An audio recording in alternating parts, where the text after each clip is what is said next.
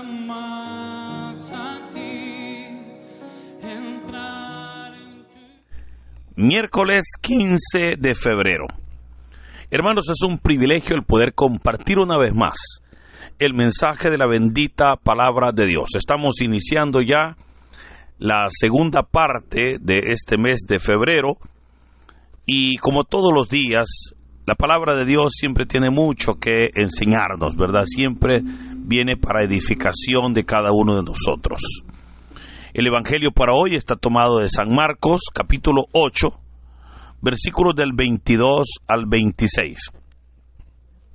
Doy lectura a la palabra de Dios en el nombre del Padre, del Hijo y del Espíritu Santo. Amén. En aquel tiempo Jesús y sus discípulos llegaron a Betsaida y enseguida le llevaron a Jesús un ciego y le pedían que lo tocara. Tomándolo de la mano, Jesús lo sacó del pueblo, le puso saliva en los ojos, le impuso las manos y le preguntó: ¿ves algo? El ciego, empezando a ver, le dijo: veo a la gente como que si fueran árboles que caminan. Jesús le volvió a imponer las manos en los ojos, y el hombre comenzó a ver perfectamente. Estaba curado y veía todo con claridad. Jesús lo mandó a su casa diciéndole: vete a tu casa, y si pasas por el pueblo, no se lo digas a nadie. Hermanos, esta es palabra del Señor. Gloria y honor a ti, Señor Jesús. Continuamos con la lectura del capítulo 8 de San Marcos, donde vemos a Jesús viajando en una barca, atravesando el mar de Galilea. Y hoy está llegando a Betsaida. Recordemos que Betsaida era una ciudad que formaba parte de la Decápolis, ¿verdad? Hemos dicho que Decápolis eran las 10 ciudades que estaban en la costa del mar de Galilea, o sea, alrededor de este mar de Galilea. Betsaida entonces era una de estas 10 ciudades. Hoy Jesús entonces está en este lugar y enseguida le llevaron un ciego y dice la palabra que le pedían que lo tocara. Notemos cómo las personas tenían la confianza y seguridad que un contacto físico con el Señor era suficiente para recibir sanidad. Es decir, que al estar en contacto con el Señor, eso les traía a ellos una sanidad, una sanación. Aunque en realidad sabemos que lo que buscaban eran que el Señor pues les tocara, ¿verdad? Que les impusiera las manos. Pero aquí es donde vemos cómo ya el hábito o la acción de imponer manos para recibir sanidad era ya una costumbre, era ya un hábito que era muy utilizado. Y puedo recordarle que hasta el día de hoy, la acción de imponer las manos a los enfermos se sigue practicando, sigue siendo un hábito verdaderamente muy utilizado, ya que sabemos que a través de la imposición de manos, el enfermo recibe sanidad. Ojo, quizás es importante aclarar que no es la persona la que impone las manos la que hace el milagro, ¿verdad? Tampoco son las manos de la persona. Obviamente es el Señor el que respalda a esa persona. Es el Señor el que se vale de esas manos para tocar, para ministrar, para bendecir y sanar a esa persona. Pero por esa razón es que a través de la imposición de manos se busca el poder dar y que esa persona reciba sanidad. Ahora, en realidad, sabemos que al imponer las manos se busca fortalecer la fe de la persona, ¿verdad? la fe de aquella persona que necesita recibir algo del Señor, ya que con la imposición de manos van también las palabras que la persona dice, ¿verdad? Cuando dice, en el nombre de Jesús, yo impongo las manos, etcétera, etcétera. Creo que es ahí donde podemos ver que se realiza el milagro. Ahora, en este caso, se trataba de una sanidad. El Señor entonces accede y dice que lo tomó de la mano y lo sacó del pueblo.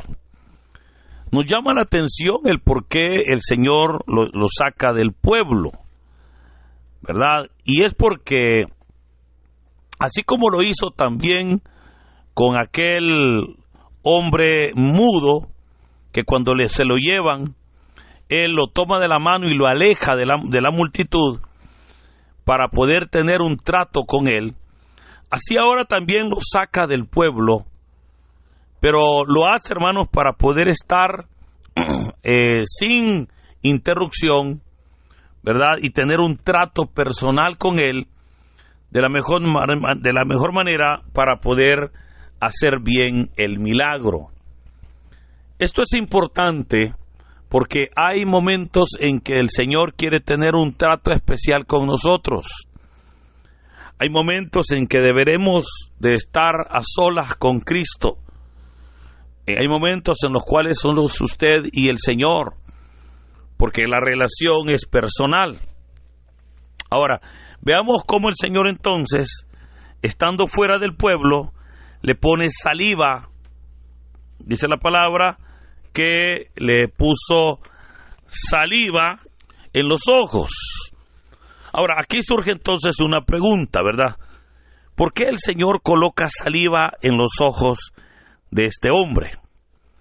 Y para entender esta razón hay que comprender lo que era el contexto cultural en aquella época, ya que en esa época se creía, pues, o existía la creencia que la saliva tenía propiedades curativas, y ellos sabían de que al aplicar saliva en una situación, en una enfermedad, la saliva podía sanar. Eso era pues una costumbre, ¿verdad? O una creencia en ese momento. Ahora, claro, el Señor pues está aplicando saliva y no lo hace basándose en una creencia. Por supuesto, utiliza la saliva para hacerle ver al hombre ciego que él estaba haciendo algo, ¿verdad? Para que aquel ciego pudiese saber de que con esa saliva le iba a sanar, ¿verdad? O sea, ahí sí es importante cómo la saliva le fue una señal al ciego, pero Jesús pues no puso la confianza en la saliva, ¿verdad? El Señor sabía que era por el poder de Dios que aquella persona iba a sanar. Ahora, es interesante también cómo después de imponerle las manos, el Señor le pregunta y le dice, ¿ves algo? Y el ciego responde que había empezado a ver, pero le dijo, veo a la gente como que si fueran árboles que caminan. Es decir, que ahora el ciego ve, pero todavía no está viendo bien. O sea, ya había un avance, ¿verdad? Porque pues ya podía ver, pero estaba viendo todavía poquito mal. O sea, vemos cómo la sanidad no se había hecho de manera completa. Pero aquí, hermanos, al leer este relato, usted puede pensar, bueno, pero ¿qué había pasado ahí? O sea, ¿por qué el milagro no se había cumplido? ¿Será acaso, diríamos, que había algo que impedía el milagro? O alguien podrá decir, mire, pero ¿será acaso que Jesús no podía hacer el milagro? ¿O le faltaba algo al Señor para que aquel milagro se realizara? Y le digo esto porque en muchas ocasiones, cuando se da un milagro de sanación, las personas, a veces la familia o la persona que ha recibido el milagro, le cuesta comprender que, por supuesto, que el Señor tiene el poder para sanar toda enfermedad. Pero, ¿por qué si tenía el poder, en este caso de este hombre ciego del Evangelio, no lo hizo? Y la respuesta es porque toda sanación tiene un proceso. O sea, toda persona, todo milagro, toda sanación tiene siempre un proceso. En ese proceso, el Señor siempre busca que la obra, que el milagro no se eche a perder. Que aquella acción que el Señor está haciendo cumpla su total propósito, que es, por supuesto, que la persona pueda comprender que es el Señor el que le está sanando, que es Dios el que ha obrado en su vida. Creo que es importante el que podamos nosotros comprender cómo en ese proceso siempre el Señor va a pretender fortalecer la fe del enfermo. Vea, ya la obra había iniciado y ahora pues con que él pudiese ver un poco, o sea, el hombre ya se alegra, ¿verdad? Pero en ese proceso el milagro se va a ir perfeccionando. Y hermanos, en realidad esto es lo que sucede con todas las enfermedades. Yo tengo el privilegio de que podemos orar por muchos hermanos enfermos.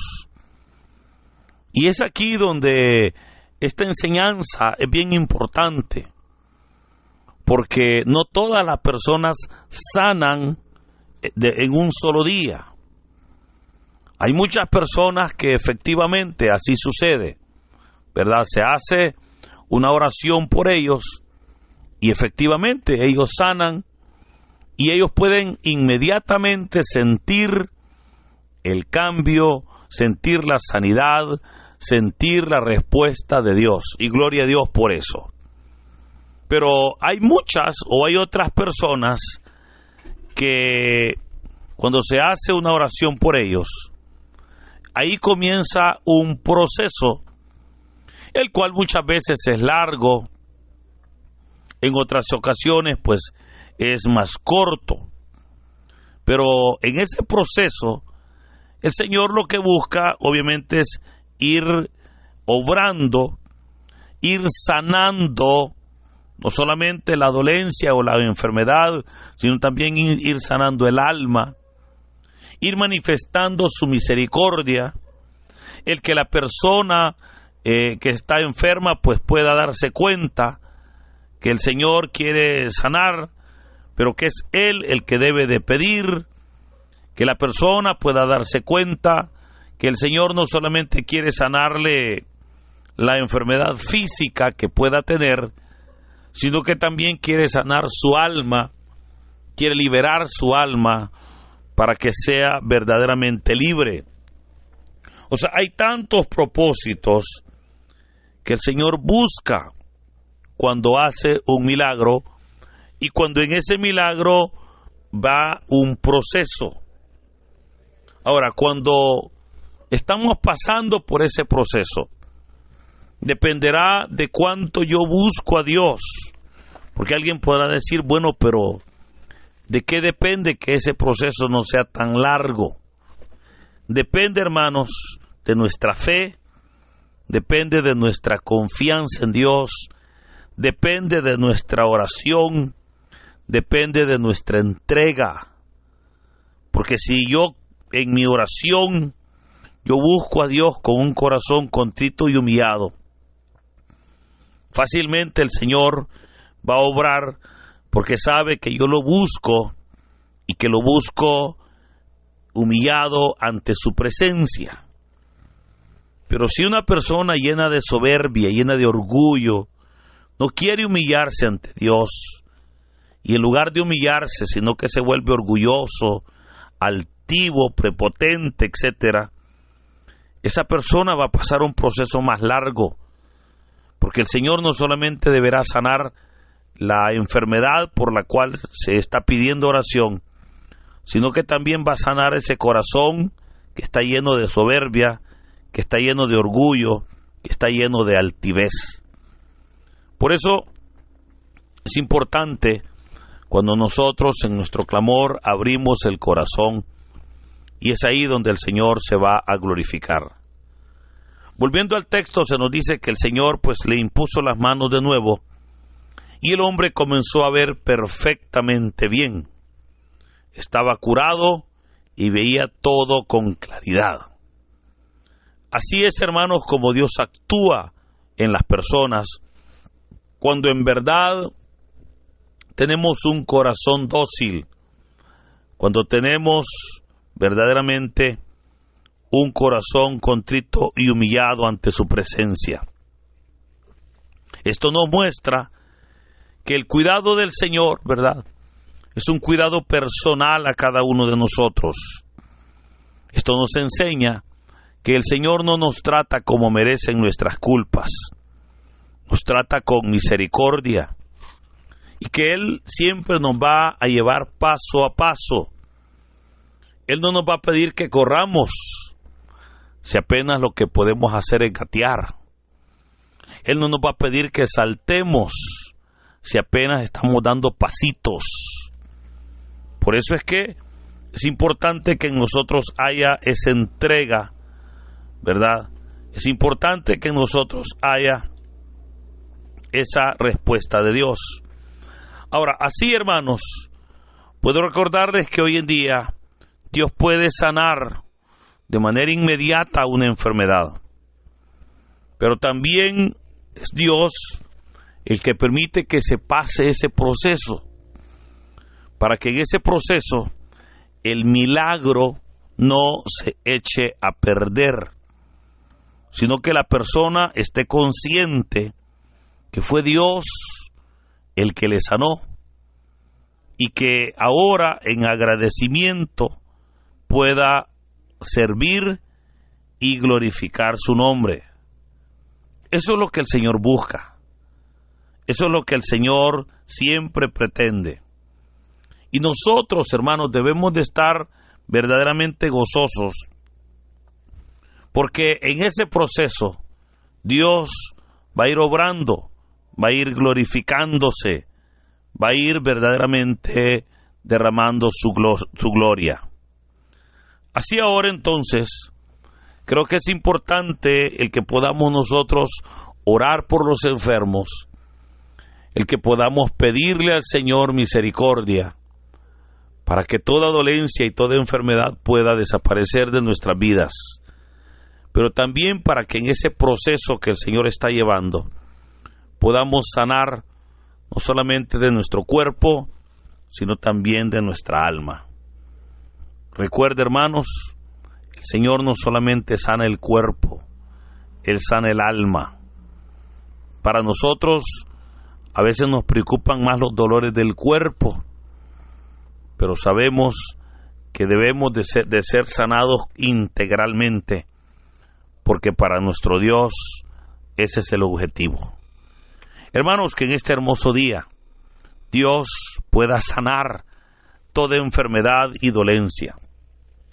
Que en este día el Señor pueda llevarse todo quebranto, pueda llevarse toda dolencia, toda enfermedad, y podamos nosotros ser libres, podamos ser sanos, podamos experimentar ese trato de Dios, en el cual el Señor nos quita todo dolor y se glorifica en nuestras vidas. Que en este hermoso día, hermanos, el Señor nos bendiga, en el nombre del Padre, del Hijo y del Espíritu Santo. Amén.